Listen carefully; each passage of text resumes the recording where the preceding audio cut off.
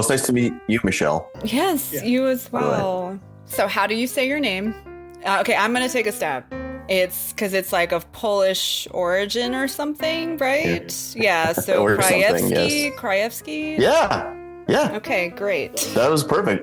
It's fun. I always introduce myself as Tom Krajewski because I don't really care if, people mispronounce my name. It is Krajewski, but I say Krajewski. It just makes it easier. But yeah, Krajewski. But I'm mostly Irish. You're mostly Irish. We both have inelegant names, though. Yeah. You know what I mean? Tom Krajewski, Matt Misitich. It's not like, it doesn't flow. Yeah. No. It's not like Michelle Daniel. Hi, Michelle Daniel. It's so easy. Yeah. Oh, it's like a whisper of autumn. You know what I mean? Wow, that was poetic. What are you, a writer? That sounds like a Danielle Steele romance right there. It does. Pitch it to your romance writer friend, Michelle. I will.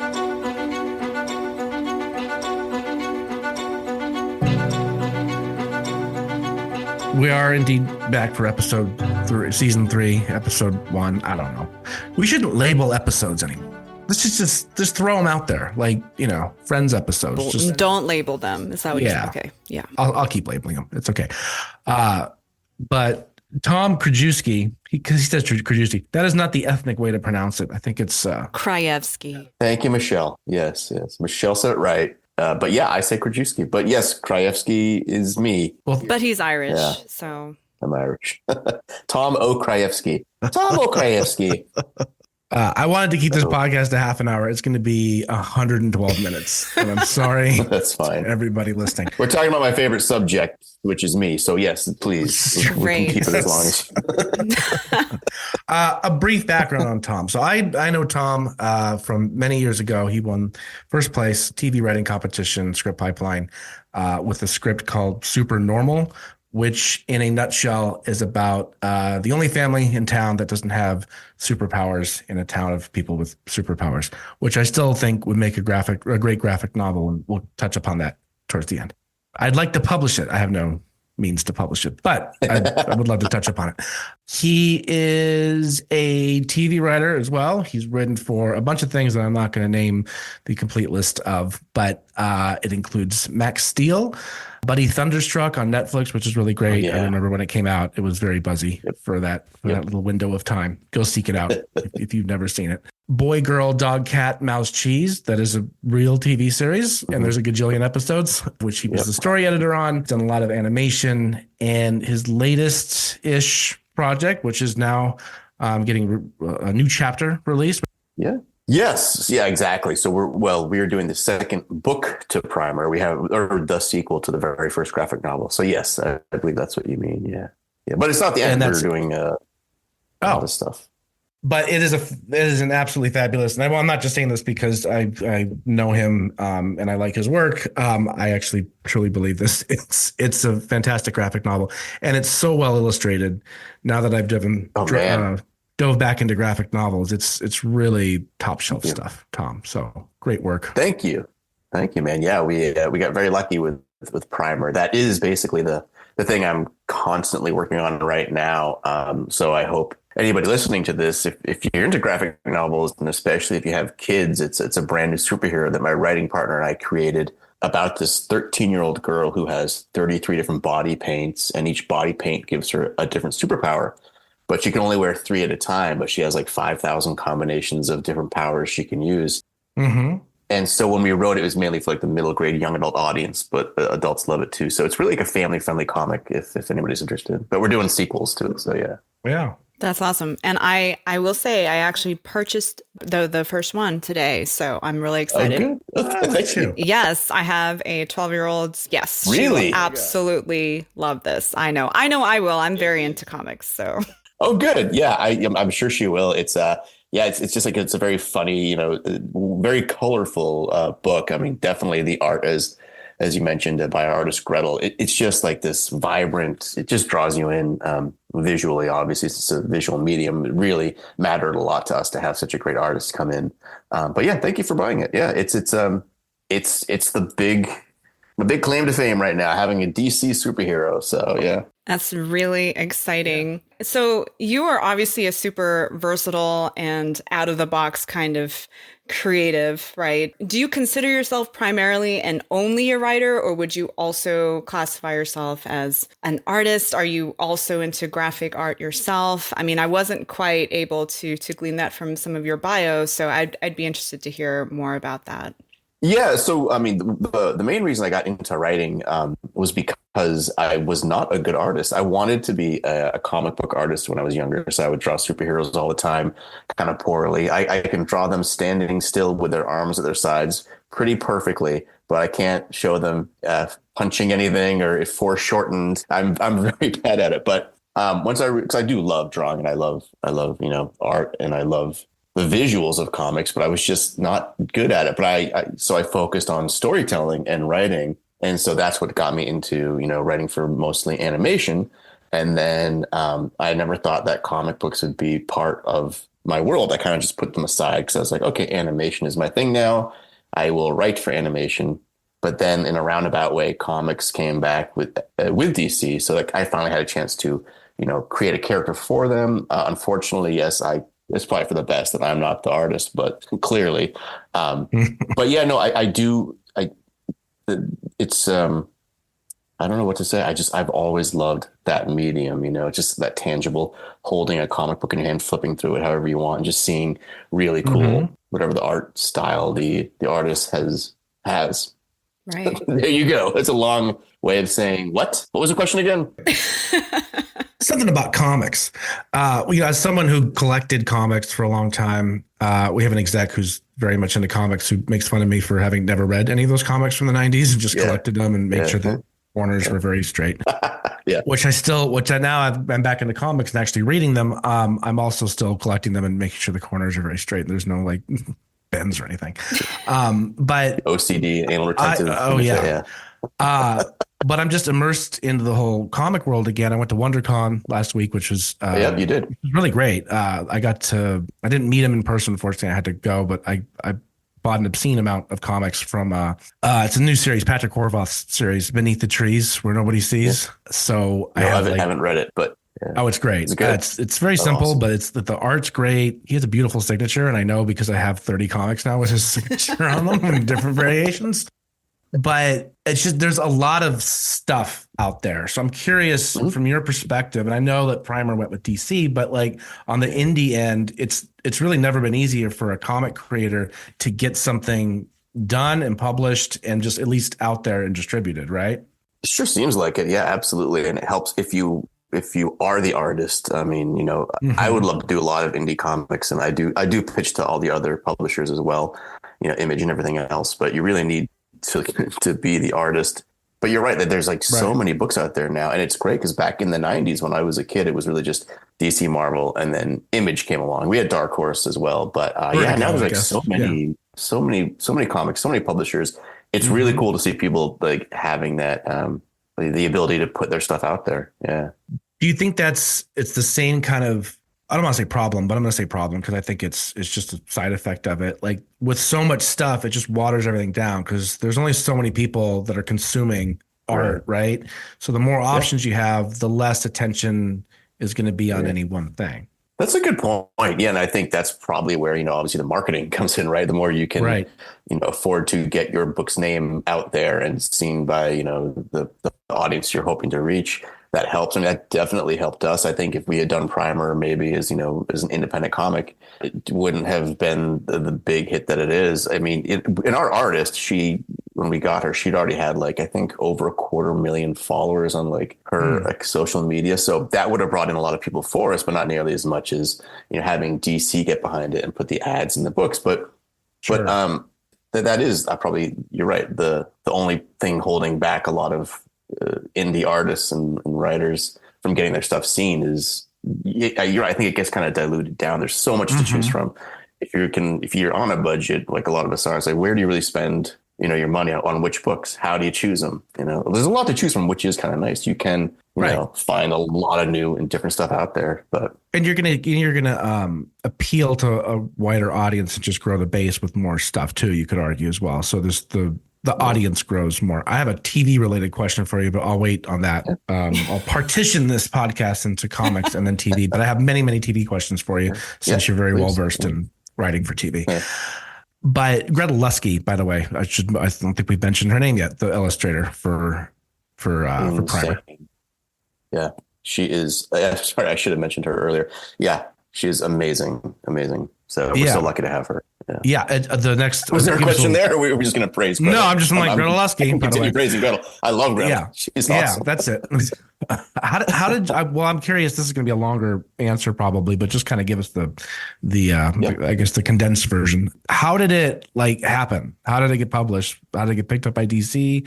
Okay. How was it created? That's a good question. Yeah, I will answer all that. Yeah, it's a good question. So I was with my writing partner, and we were just kind of pitching ideas to each other about new superheroes.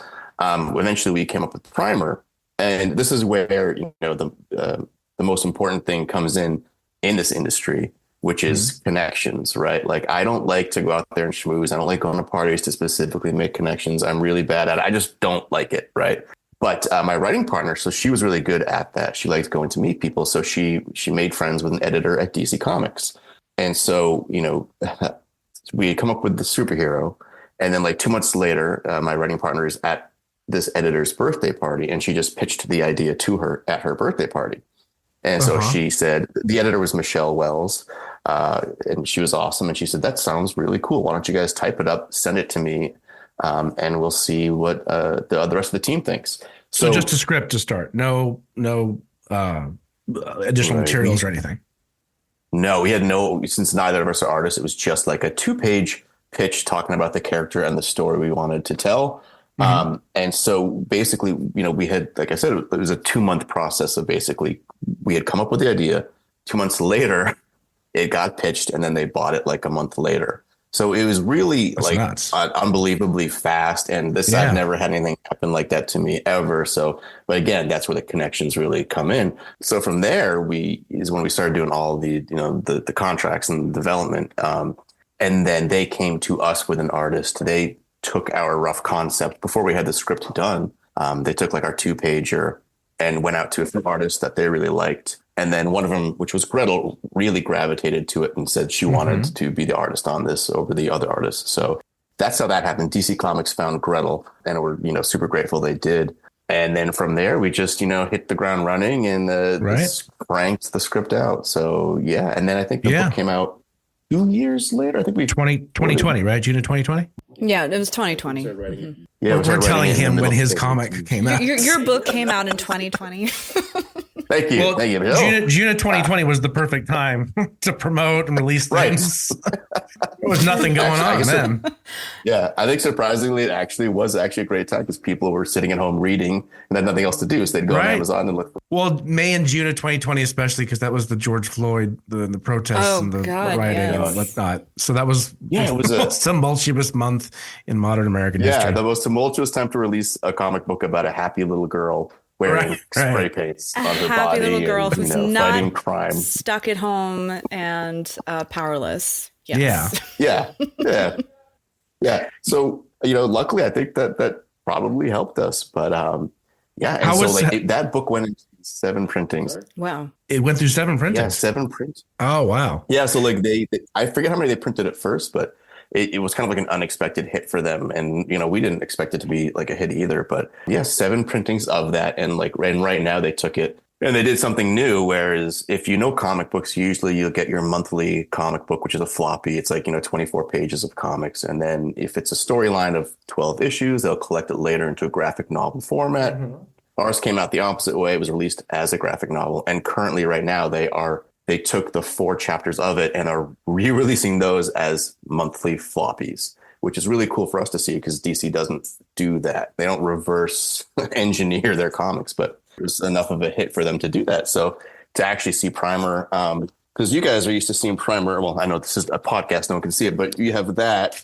Yes. And then they came out as this is the small one. And then they can't really see it. And then there's the larger one.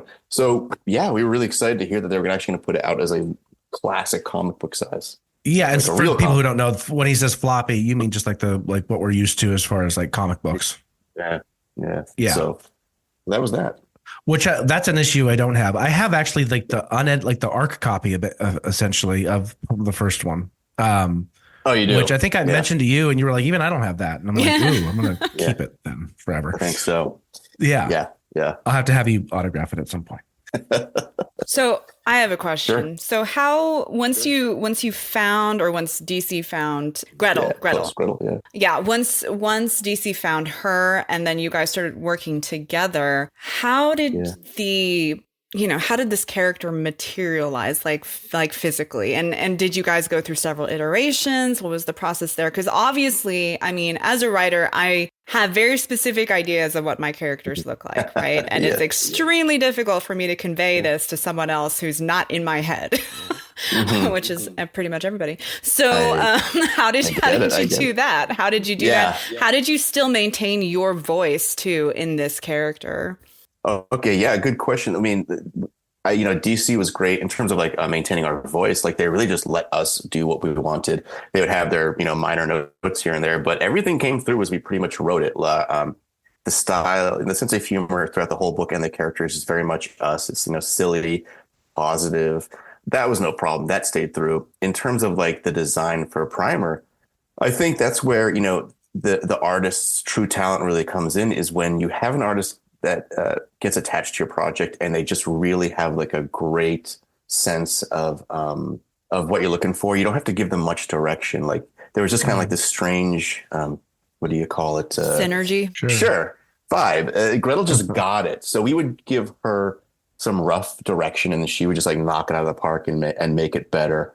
I think she kind of based the look for Primer on herself. If you look at Gretel, she's like this redheaded, pale girl, and that's how Primer basically looks. So it's kind of cool because I think she self-inserted herself into the character. But we did go through some iterations of the design. Originally, the character was going to be like an 18-year-old girl. So the original, concepts Gretel came up with were, a taller 18-year-old girl. In different costumes, and then we just had to pare it down to be a 13-year-old girl instead when they wanted to go for a younger audience. But her instincts were like on point, Gretel. So there wasn't much to have to give to her, but we did go back and forth a lot, just trying to figure out what worked for the character and visually what would be appealing to kids. Yeah. I mean, everybody was very organic. You worked remotely with her for the most part, we right? did, because she was in South America. I think now she's in England. But we did work remotely. We mainly just went through DC. Like we would have, and we would be on chats with Gretel, but mainly we would go through our editors. We'd say, hey, can you tell Gretel to do this, blah, blah, blah. And then I mean, I think that's how, when you have like a great editor, especially, that's their talent, is being able to convey everybo's thoughts to each other and make it happen. So, but yeah, it was still remote. Like this was even before the pandemic in 2018. So I had not even been into the DC offices, and they're right down the street from me. We just did everything, via Zoom, and it was just cool. That it worked out great. Yeah. Saves time. I would argue. Well, good. Let me pivot a bit because I actually want to get your thoughts on the whole TV industry at the moment, post-strike, and especially when it comes to animation, because, or maybe you don't know. I don't know. Why would you know this? We get a lot of good half-hour, like animated comedy writers every year, at least a handful. And I'm constantly getting the questions like, hey, is there anyone I can send the script to as a sample for staffing, or as a, to a rep who's going to want to rep an animation writer? What does the next 6 months look like? I won't ask you like the next 10 years, because who knows? But like, what do you think the next 6 months has in store? Is it going to kind of piece everything back together, or is we're going to hit this animation? You mean like if our guild strikes, which I think they're talking about right now, the animation guild? Is that what you're talking about? Sure. Let's talk about that too. Well, because I mean, I think, if you're talking about just the industry in general and people wanting to get into animation, just from my experience, because obviously, yes, people entering your contests are hoping to break in the business and stuff. And animation specifically seems, they're probably doing this a lot in the live action rooms too, but they're shrinking the writers' rooms everywhere. And so a lot of the work that I now do is mainly freelance. I was lucky to have a solid job for the past 5 years doing that show, Boy, Girl, Dog, Cat, Mouse, Cheese. I Right. was the executive producer and in charge of all the writing. But, that's Hmm. kind of rare to get these days. And even then, we had a very small writing staff, and a lot of those writers, in order to get foreign tax credits, because it was a co-production with the BBC and a French company, our writers Hmm. had to be overseas. So I think specifically for American writers, writing an animation is just probably harder to get into. I know we have a lot more content and they're making, TV shows left and right, animated series left and right, but I still see those shows get canceled after a season, not because they're not Right. good, but just because they don't work for the streaming services. So the next 6 months of animation, I mean, you got me. I'm still just doing a lot of random freelance jobs, and that's probably how it'll Hmm. be for a while in animation. Luckily, I'm doing comics, and I'm also doing some stuff for Marvel Comics now too in the publishing side, Oh, good. which is what I'm trying to do more of, because I think animation is just getting harder and harder to find that steady work, especially union work. A Right. lot of the work that I've done over the past 17 years since I left Nickelodeon has been non-union. Then there has been like random jobs like Scooby-Doo that was union, but it's Hmm. hard to find these days. So I don't know. I came out here to do live action. That was my love, but I ended up in Right. animation, which has been awesome. It's been a great, I bought a house with my animation money. It's been great, Yeah. but it's just the landscape has changed, as you know. So I think it's pretty unpredictable right now. I'd love to see, obviously, everybody get, what they're owed, especially Hmm. by which I mean the creatives in general. And I think Right. we get kind of a bad hand here and there. We don't make as much as obviously the live action writers do. We don't get residuals like the live action writers do. So we have our gripes. Yeah. Yeah. Touch upon that for a second. Why is that the case? Yeah. I think, I, I don't quite know the specifics, but it sure sounds like to me that the studios say, "Oh, well, you guys are just cartoons. You're not as Mm. big as the live action TV shows." But meanwhile, your kids, to keep them busy, they're watching SpongeBob over and over the same episode on their iPad during a Right. car trip. So, uh, a lot of the money in animation really is actually made for the creator through merchandising and toys, obviously, which is Hmm. cool because I think I'd sold, well, I did sell a show to Cartoon Network just before the pandemic, and we did the development for 2 years. It got canceled, but we were Wow. canned before it got made. But that was typical of a lot of shows. It wasn't Cartoon Network's fault, but I had like had a deal for merchandise and money to be made off merchandise, which was really good. So that's nice for us. I don't think a lot of live action people really get merchandise for their shows. I mean, there is, but Hmm. look at South Park and Simpsons. A lot of Right. There's no toys. Succession merchandise, unfortunately. Yeah, Okay. Oh God. exactly. But those The guys, the Waystar showrunners of Royco Lego Succession, building. So, yeah. yes, yeah, they're still doing just fine without the merchandise. But if they had merchandise, yeah, Hey. um, you know. Right. But that is one thing that we do have is specifically it's a visual medium, so kids are going to want to play. Kids are going to want to play with those toys if they make them. I would argue too, you get more mileage from an animated series. Like there's more of a timelessness to most animated series, right? That you Oh don't really yeah. see in as much as live action, usually, for the most part. Oh yeah, absolutely. Yeah, it's yeah. I mean, there's a lot of great stuff out there in animation now, Yeah. but it's hard to get your stuff made, even though even though they're hungry for content.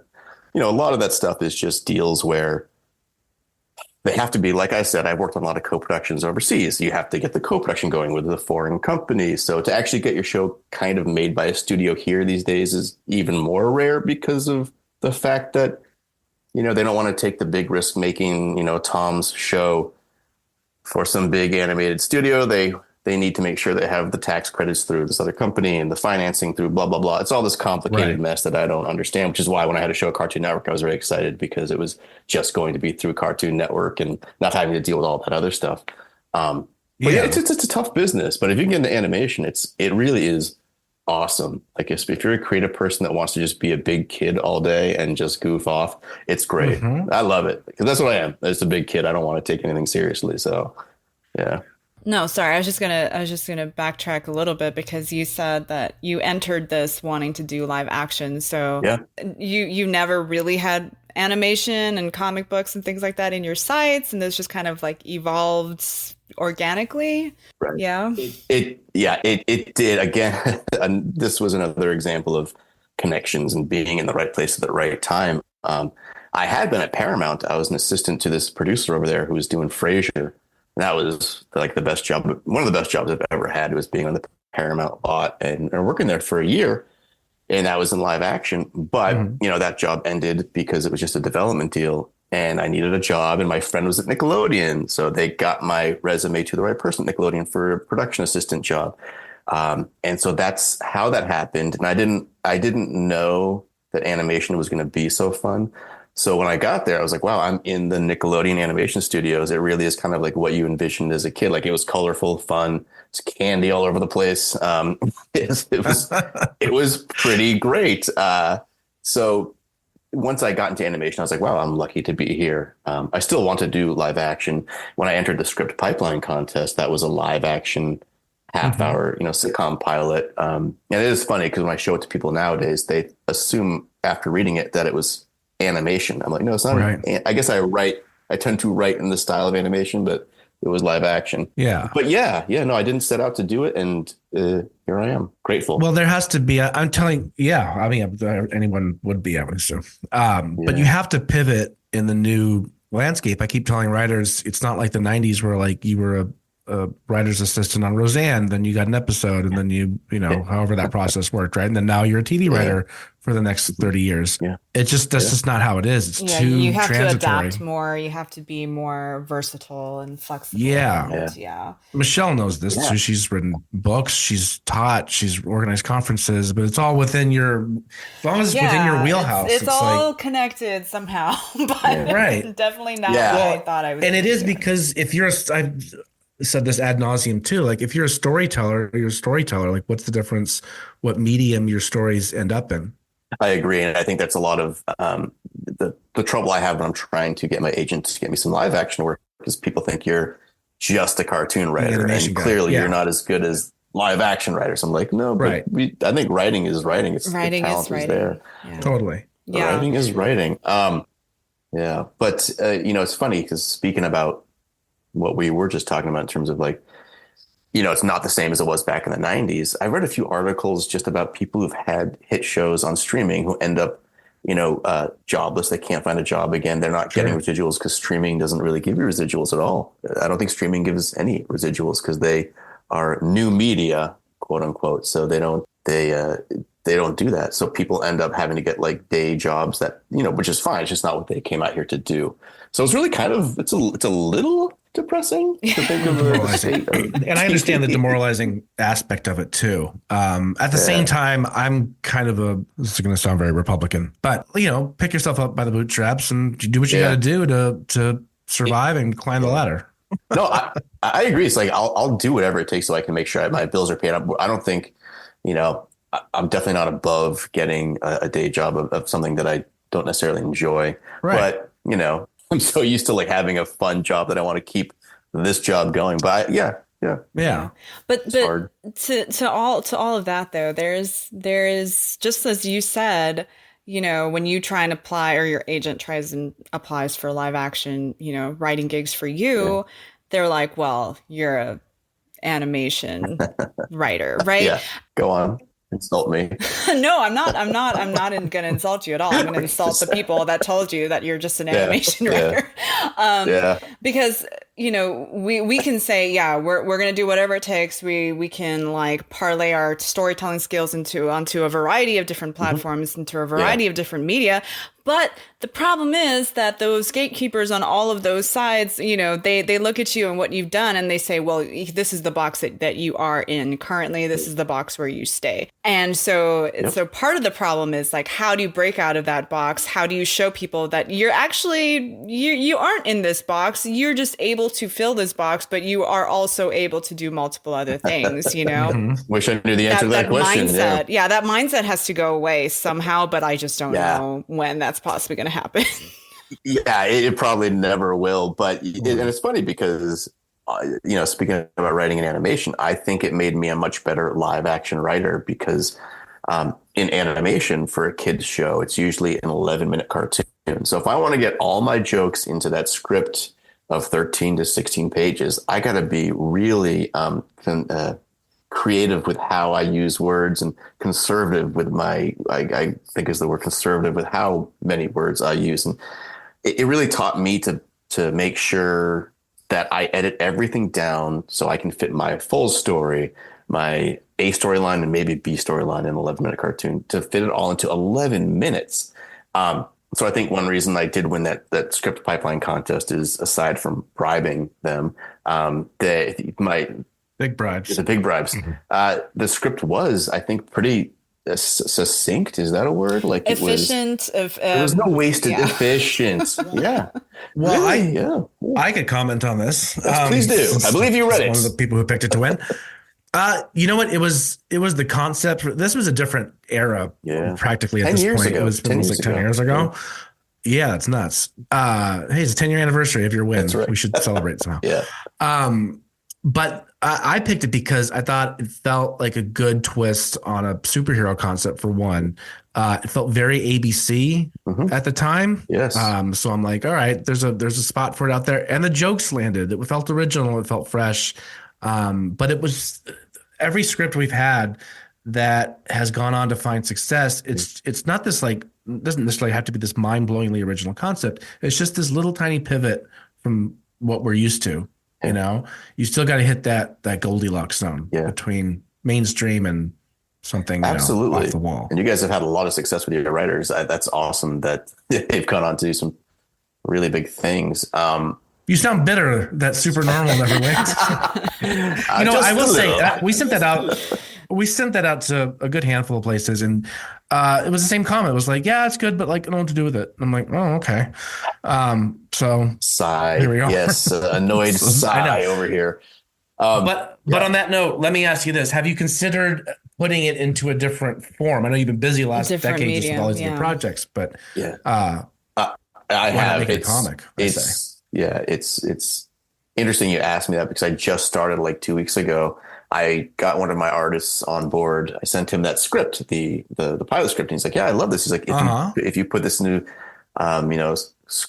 comic book script format, I will draw it for you." And I'm like, "Oh, that would be awesome." He's my artist doing a Batman story that I wrote for that's coming out this spring. So I'm currently turning that script into a comic book script for now to see if I can actually translate it, and it translates pretty easily.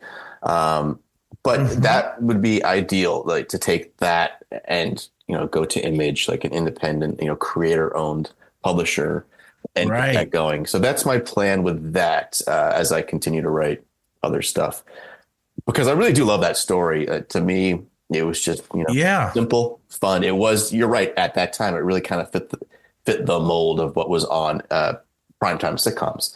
Nowadays, you'd think there would still be an audience for it somewhere within the many, many millions of hours of streaming and what they're currently airing, but I guess not. I have pitched it around, but since I'm still kind of like a nobody, there was like no attraction to it. They're like, yeah, you got to come in here with a director or an actor. Attachments.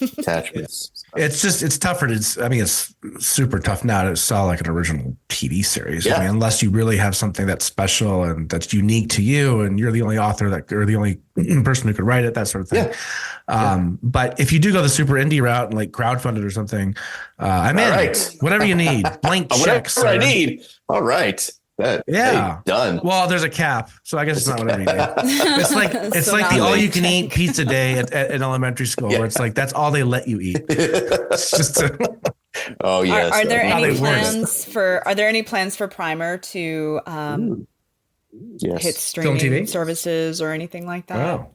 There's stuff I probably can't talk about. So, it's say no more. Yeah, it's. Gosh, man, I would say don't expect anything anytime soon. But there's been discussion. Well, that's disappointing because it looks like it would be so beautiful. Thank you. James Gunn came in, obviously, like what, a year ago to run all of DC. And that was awesome because he's brilliant. But I think, since he's kind of starting from the ground up and kind of reintroducing all the characters, and obviously he's going to start with the big draws, Superman. Yeah. And so if you look at Primer, all of her paints, they're based on the superpowers of other superheroes and supervillains, right? So the paints are made from their DNA. And so in order for her character to kind of make sense in Gunn's new world, you kind of have to introduce all these other characters first to make sure that to have Primer even exist at all. So, but before James Gunn came in there, we were doing some big stuff. We had some big stuff going. But but he had nothing to do with Primer being stopped, by the way. So it was just how the machine works, how the streaming and producing works. It was a bummer. Well, it sounds promising. Yeah, it's regardless. Yeah, thank you. Yeah. Animation, you could see her in animation. I'd see that probably happening way sooner. Oh yeah, well, that's kind of what I was thinking. I didn't even see it as live action. Honestly, I was in my mind. I was like, it should be an animated series. I mean, I was thinking of things like, this is not at all DC, but like Bad Batch. Have you seen that? Yeah. So my kids, I have two teenagers and then my 12-year-old, but they love Bad Batch, and so I think that's an example of a show that's an animated version of something that's live action that really works well. But I can see how Primer would do really, it appeal to probably that same age group, right? It makes a lot of sense to be animation. Yeah. So we'll see what happens with that. There hasn't been any talks for it yet, but we're hoping. Yeah. So one reason when DC originally, bought this character from us, it was because my writing partner and I had such extensive experience in animation that DC told us, okay, so if we make this into an animated series, you guys could easily run it. And we're like, yes, we could. So it was kind of, that was one of the reasons they originally bought it. But we hadn't talked about the animated series since. I don't think. We're just focusing on the sequels. I'm confident. I see it. Yeah. So that's all you really need. Just let James Gunn know. Just call him. No. My writing partner has told him. So yeah, he knows. James Gunn knows of Primer. I know that for a fact, but I don't know what he's planning to do with her. Probably nothing. Like I said. Yeah, he's got a lot of play, probably. Yeah, I'm sure. Like 100 years of IP. Yeah, I know, right? Yes. The next issue of Primer comes November this year, 2024. Right? That's a good. I think it's November. It is. Is it November? They kept changing the date. We're very excited. I will be there. I'm buying everyone off the shelf. So, hey, you'll be the supply guy. and demand, buddy. No, I'm going to go back man. and buy the other editions too. Not just because, and I'm not going to read any of them again. I'm just going to collect the floppies. I'm going to put them in bags and boards. Call me and I'll seal it. Just call me and I'll read you the story at night, the bedtime story. Oh, that'd be wonderful. My dulcet That should be voice. an additional add-on service for every comic creator. Like you can call, I can call Patrick Horvath and he Tom. can read. Yeah. Yeah. Yeah. Except when you think of Primer's voice, you think of my old grizzly man voice coming out of her mouth. Like, I'm going to go stop that bad guy. Yeah. Speaking of which, I would like to end on one thing. Your experience, just in a very brief 2-sentence nutshell, your experience playing a young John F. Kennedy in the 1986 movie. What was it? 86? Yeah. 87. Yeah, I think it came out in 89. Yeah. 89. Oh, close. Yeah. So for those that don't know, yes. If that's did it change my what? Sorry, I cut you off. It changed Now you got me excited. No, I was wondering if that role changed your life, but go ahead. Discuss. Drop the name of the TV movie that you. Okay, so yes, when I was 10 years old, I got cast to play a young John F. Kennedy in a TV miniseries called The Kennedys of Massachusetts. So I thought I was going to be a massive, massive star because back in the 80s, you didn't have TikTok. There were no such thing as influencers. So I was like, if I'm on TV, there's not many people on TV here in the 1980s. So I'll be seen. I'll become a big star. Didn't happen, but it did change my life because it continued. It got me to continue working in entertainment. I'd always wanted to be an actor and performer because I like to play. Mm-hmm. So that kind of solidified the fact that, maybe I do have something. If you watch it, which you can't find it anywhere, I am absolutely terrible in it, but it was fun and made me feel like I could have a career, working in this kind of industry of just goofing off all day and hanging out and creating something. But yeah, that definitely changed my life. I went on to do some other auditions and commercials and stuff. I auditioned to play Matthew Broderick. I auditioned for Matthew Broderick to play him as a kid. And that was really cool. That was for Glory. So that was one of my favorite things in my life, is meeting him and doing that. But yeah, I mean, I guess entertainment's always been part of me, so I'm lucky I'm still in it. But yeah. You had a chance to work as a character actor that would just play the younger version of the main actor. Amazing. Yeah. Work is tougher to find as you get older, but yeah. But you could play like a young, today, right? You could do it today. You could play like a young Robert De Niro or something. Robert De Niro. Yeah, see, there you go. No, actually, I was thinking you look a little bit right now with the beard like Bill Pullman, yeah, in Independence Day too. Yeah. Today is our Independence Day. Yeah, exactly. Okay. That. There you go. Bill Pullman did call my apartment once to leave a message for my roommate, because we were doing a comedy show, and this is such a dumb story. So my roommate, Bill Pullman's brother is a dentist and used to be my roommate's dentist back in Montana. So somehow he got Bill Pullman to look at our flyer, and Bill Pullman called us and left a voicemail saying, "Hey, you got your flyer for your show. Looks great. Can't make it, but good luck." So it was really cool. I mean, that's the kind of stuff that happens, Wow. Right. All these random little weird things. But Bill Pullman, I'm a fan. I'll take it. Amazing. Thank you. That's crazy. I thought that was a pretty random reference, but that was a great story. I still get him confused with Bill Paxton, but that's just you get him confused with Bill Paxton. Rest in peace. How? Same person as far as I know. No. Anyhow, Tom Krajewski. Michelle, say the last name again. You did it so wonderfully. Krajewski. Oh, thank you, Michelle, for getting that right. Thank you for taking the time, sir. Primer. Anytime. Many editions out there now, and then the next one coming soon. We're not sure on the date, but just keep refreshing your browser for like 6 months. It is a really fabulous comic series. Everyone should read it. Thank you. There we go. Well, thanks for having me, guys. I really appreciate you actually thinking up questions to ask me, because it makes me feel important. Oh, this could have been 5 hours. Yeah. And she'll be like, you were important. Hey. You were, yes. Okay. Artists matter. Thanks, guys. Yeah. Artists matter. They do.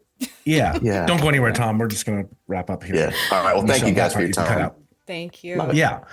Hang tight one sec. So the next episode, we'll just start churning them out, Michelle. Yeah, one by one here. I got 50 people that I would love to talk to. But the next one is going to be Madison Hatfield. Madison Hatfield. Now, there's a great name. Her name is what? The Spark of Summer. Spark of Summer. Yeah. It sounds so good. You're good at these, Matt. Hey, I'm going to run out of seasons eventually. So I got a 4 max here. We'll see who's the winds of winter here. Yeah. I got winter and whatever the other ones is. She's a filmmaker and she's wonderful, and she is adapting a book to a film for Walden Media, and she'll be on next. Can't wait. Yep. Yeah. That's awesome. Anything else to add, Michelle? No, I'm looking forward to all of your 50 guests. 51. Good. Sorry, 51. My bad. Yeah, I'll reuse some seasons. Cue the exit music. I don't know how to end podcasts. Yeah. I'm new here. She's the veteran. Say the end. Okay. That was good. Beverly Hillbillies. Is that